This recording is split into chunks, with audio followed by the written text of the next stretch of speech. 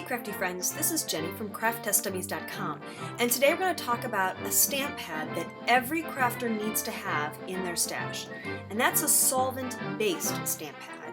And today we're going to take a deeper look at these ones by Staz-On by Sukaniko. Let's take a look.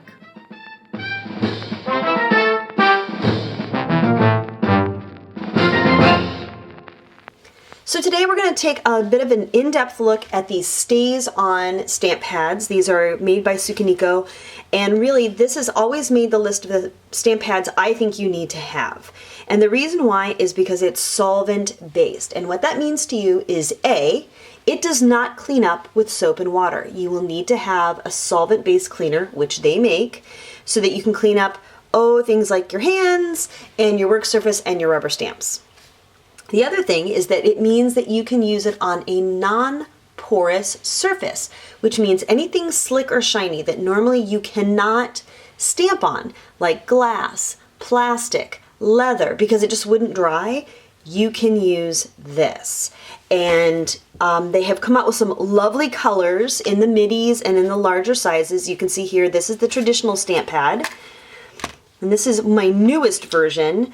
It kind of has a linen texture stamp pad, and it's raised up, maybe 3/8 of an inch. So this is good if you want to take your stamp and ink the pad while it's laying down. But most people don't actually use it like that. Actually, the better way is to put the stamp down, pat your ink on top of it, like so, and then go ahead and stamp. And this is some clear craft plastic, kind of like a lucite. And here you can see the image, which is really cool. Now, here's a tip when you're working with a solvent-based stamp pad like this, or stamping on a shiny surface in general, be really careful about going straight down and straight up. It has a tendency to want to shimmy back and forth, and then you can smear it. So just make sure you go straight down and straight up, or again, keep your stamp down and then put your surface down on top and lift it off. Just a tip for you. Okay, so back to comparing the sizes. You'll see that the small pad is about half the size of the large one, but it still holds plenty of medium, and frankly, I think these are just so much easier to hold onto. I really like them, and they're of course a lot easier to store. Now, another thing about solvent-based stamp pads is that they evaporate very, very, very quickly, so you're going to want to have a re-inker. And as a matter of fact, if you buy something like these Staz-On Opaques, they actually come uninked. You're going to get just a plain stamp pad, and they figure it's up to you to ink it so that you can use it in the moment. And to do so, if you've never done it, you just spread some material down like this. You see how it kind of beads up? They give you this little squeegee that you can just then work the material or the ink into the stamp pad, like so. And now you're ready to go. And depending on how big your stamp pad is, I think I can actually even do this one. Again, I like to work with the stamp pad, the stamp down on the table, and I ink like so. And then we'll bring this over, straight down, little pressure, straight up. And then you can see how nice that is. So also, because it's a solvent-based pad, you get really nice crisp details, and you can do some things with solvent pads that you can't do with any other stamp pad. Okay, so I have my little swatches set up for you so I can kind of show you. So for example, this piece of paper has been covered with a creative medium, which is like a matte or gel medium. Normally, because this is now shiny, you would not be able to stamp on top of it, but I can use my Staz-On Opaque and it will stay on that acrylic medium. So you can even stamp on paint. I kind of did the same thing here. This had been gessoed and then spritzed and sprayed, and then I used a Staz-On right on top, and it will not budge. You can add additional water-based medium on top, and it's not going to go anywhere.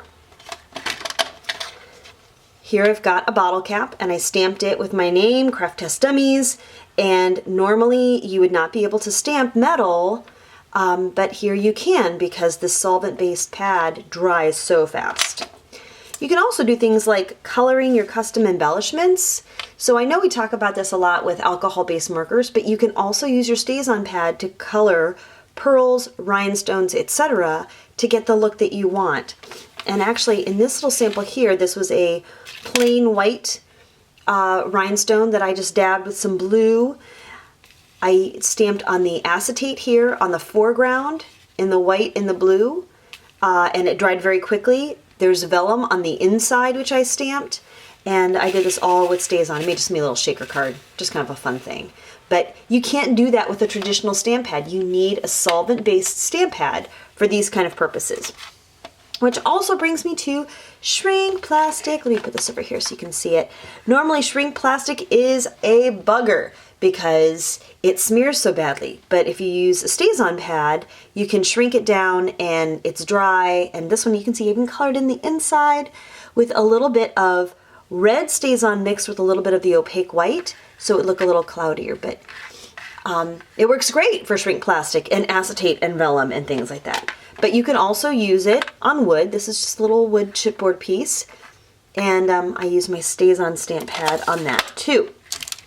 And even like the kind of plastic that you get for packaging that you throw away, you can stamp right on that as well. Don't forget, it's water safe. So if you want to go back and do watercoloring on top, the Staz-On is perfect for that. So this was a distress marker that I colored over and it doesn't budge. This is the new Studio Glazes or, you know, Mod Podge Dimensional Magic, you know, any of that stuff, it won't move. This is Twinkling H2Os, it stays put. The only thing you cannot use a Staz-On pad for is Copics, because the alcohol and the solvents react with each other and it will cause them to smear. So do not use Staz-On with alcohol markers. You'll be happier, trust me. Let's take a look at some colors. So you know I've been organizing and I'm crazy about my binder rings, so I made these little swatch cards so that I would know all of the colors that I have. And I also marked the back because I do like to store my stamp pads upside down, but now I can see exactly what color I've got. So I'm just gonna flip through these colors for you because, oh my gosh, they make so many great colors now. They've got Claret, there's a Valentine, which is a nice apple red, a cherry pink. I have this one in the full-size pad, so I mark it. You've got Orange Zest, Emerald City, which is amazing. This Blue Hawaii I used on my my samples, which is really pretty. A Midnight Blue. The lilac had a little bit of color on the sponge, but you get the idea, the lilac. And this is an opaque color. So it's a little, oh, and I also did it, see, I made the swatch on the black paper too, so I could kind of see what it would look like on a dark surface. There's a Gothic Purple, a Spiced Chai, which is really yummy, this Cloudy Sky Gray, an opaque Roasted Coffee, also very yummy. This is called Ganache, which is kind of like a cross between a brown and a black. Of course, the Jet Black, which we all know and love. And then they also have some metallic colors. I'm a little less impressed, but mine is also really old, so I can't really speak to that.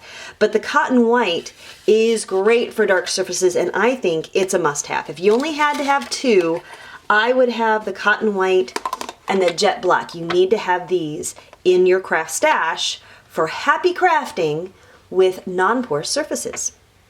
Thank you so much for watching. I hope you found this video helpful and informative. And if you did, please give it a thumbs up because that really does help our channel. The other thing is just a few parting tips. Remember to buy a re-inker because these do evaporate quickly.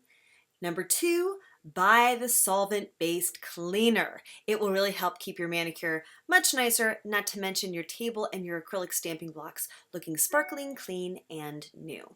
So again, thank you so much. Please subscribe and have a crafty day.